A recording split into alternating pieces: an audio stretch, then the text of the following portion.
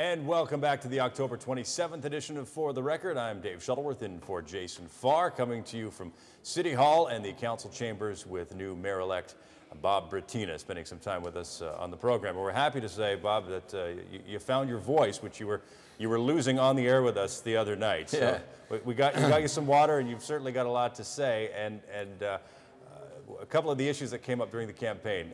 Let's get to two of them. Aerotropolis and LRT, and you repeated them so many times over and over again. What's the situation with those, and where does the Bob Bratina Hamilton administration go with those two issues? Well, of course, Bob Bratina is one of 16 votes, but I spoke clearly all the way through this that I felt that we were moving too quickly on urban boundary expansion for the Aerotropolis lands. Because the argument is that we need more lands to be ready when the jobs come, but we already have 2,000 acres of greenfield industrial designated lands. There's land in the Glanbrook Business Park, there's land in the Ancaster Business Park, and there are other lands. And my stress was on the underutilized. People keep talking about brownfields.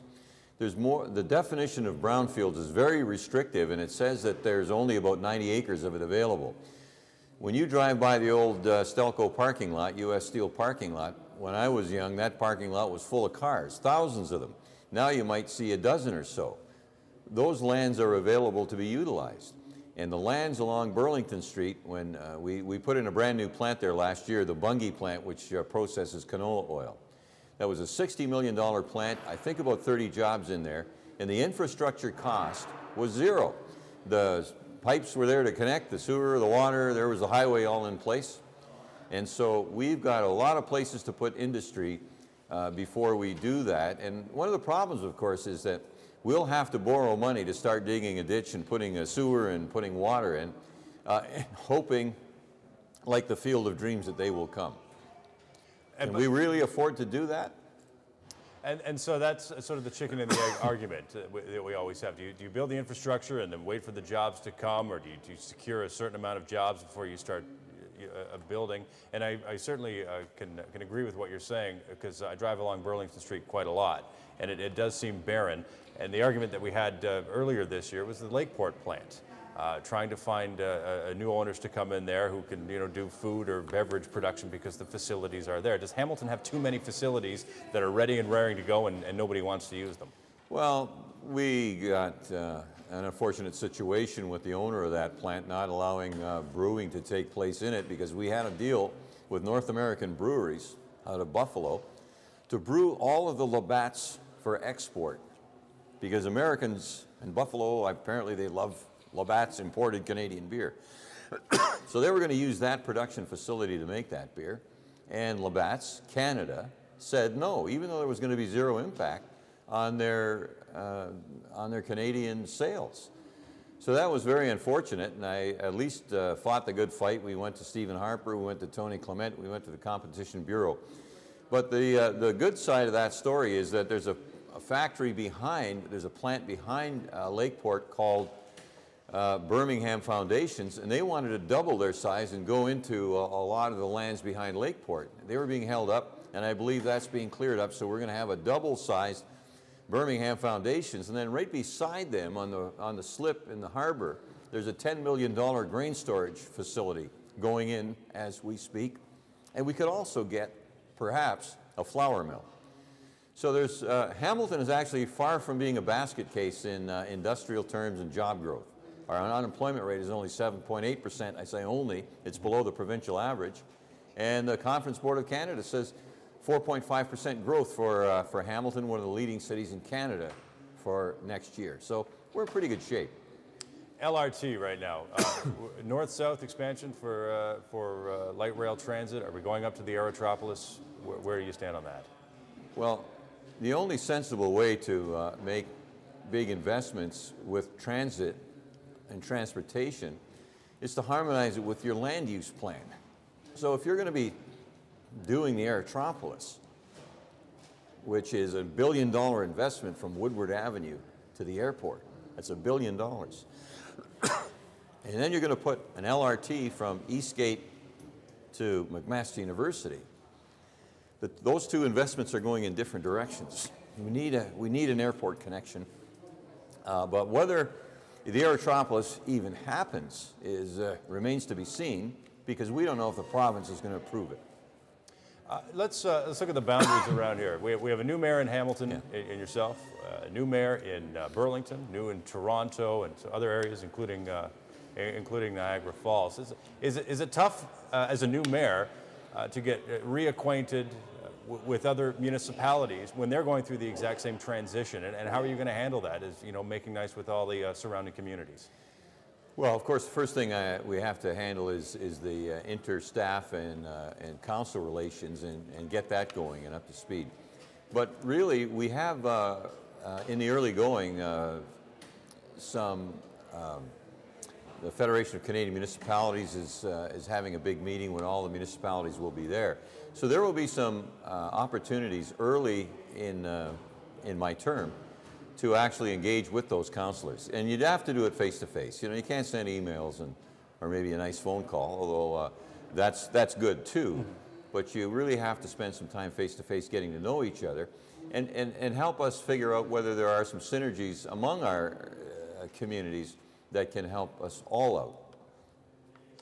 And I'm glad you mentioned council too, because let's be honest, there were some issues in the last council over the last 4 years. And you got it relatively the same. You got 3 new faces, 2 vacant seats, and one incumbent was defeated. Can you work with this council? Well, you may recall the final motion that was passed by this council in this council term on October the 13th. That was the Pearl Company motion, and I created that motion. It was refined by staff, and that enabled the Pearl Company to continue to exist without having to pay tens or hundreds of thousands of dollars in extra fees and fines. So that was seconded by the Ward 3 councillor and approved by all except 2 councillors, and I'm not sure exactly why, but there you have the councillor supporting a motion, the council supporting a motion that I brought forward on the very final day of council. And if they really didn't like me or didn't appreciate what I was trying to do, it would have been a fairly simple matter to defer that motion. And because obviously I got some traction during the election. I didn't do it for the election. I did it for the Pearl Company and Gary Santucci and Barbara Milne and all of the wonderful people in the community who are using that facility. But if somebody wanted to play dirty pool, it could have been tabled until the new council. But they didn't. They passed it. And on that note of people having I guess hurt feelings or hard feelings towards any councillor or the mayor, as you were elected, you see reports in the paper saying you're rather thin-skinned, that you're hard-headed, that perhaps some of your policy is innocuous, vague, ambiguous. How do you address all of those not so good qualities in an incoming mayor? Well, I don't believe they're my qualities. And so how did I fool 53,000 people? What the pundits fail to understand is that people tend to vote not necessarily for an 8-point policy on how to freeze taxes. They vote for a person that they can trust. And I've been around for 45 years. I've lived my life right out in the open. People know me, Bob Bratina, warts and all. And nobody's perfect. So as far as being all those things you said, I could get other people who would say the opposite. Just for the record, I did not say those. I'm only quoting from other sources. But yes, I mean, it's certainly a question worth asking. And what was the thin skin and all of that stuff? Yeah. That had big play. What was the other part? That your platform and your policies were vague, innocuous, and ambiguous. Okay. See, taxes, high taxes. Everybody, we don't like to pay high taxes. Why do we pay taxes? Because we have to cover what we spent. So we spend too much money, too high taxes. We're sitting in a building that costs $72 million. The same size building as the Innovation Park building on Longwood Road, 175 Longwood Road. It's an old building, 1940s industrial and office building. They fixed their building up for $23 million. So how did they fix 186,000 square feet and put it into a shape that everyone seems to be quite proud of over there, the atrium and all the beautiful offices? 23 million. Same size building, we spent 72 million. And we're going to add on to that the Lister Block. $32 million project. Luckily, the province is throwing in 7, but we're going to borrow $25 million, and we're going to pay it off over 40 years. So the total, the debt charges will be $16 million. So the total will be $40 million over 40 years, which, over 20 years, I'm sorry. $40 million over 20 years. That's $2 million a year, starting in 2011. But we were told by staff that our accommodation costs, as they were $1 million a year. So why would we spend $1 more million every year for the next 20 years when we didn't have to? That's wasteful spending. It raises your taxes, and people understand that. They don't need an 8-point plan or some claim vote freezing taxes. They know that that guy, Bob Bratina, says we're going to not waste money like this in the future. And that's compelling. We have 1 minute left, and so we've gone over some personal stuff here. We've gone over council and what you're planning to do as mayor. So we've got 1 minute. What would you like people, our viewers here on Cable 14, to know about Bob Bratina and what we can expect? I grew up in the greatest city and probably the greatest, most prosperous era that a city could have. We had no trouble getting jobs. We were excited about being in Hamilton. The Tiger Cats were in the Grey Cup every year when I was young, 57, 58, 59, 61, 62, 63, 64, 65, 67, 72. We were always in the Grey Cup. I can't guarantee that, but I can guarantee you one thing. This city is going to return to its position among the ranks of great Canadian cities. It's a city to be proud of. We've been a little bit down lately, but that's all going to change. And I'm going to be the #1 salesman for this city because I love it. That's what I want you to know. Well, again, congratulations. We look forward to you taking the reins on December the 1st, and we will certainly here on Cable 14 have a lot to talk about with you and about you and council coming up. So again, congratulations. Well, as a railroad guy, I'll take the throttle instead of the reins. Coming up, news and notes here on For the Record.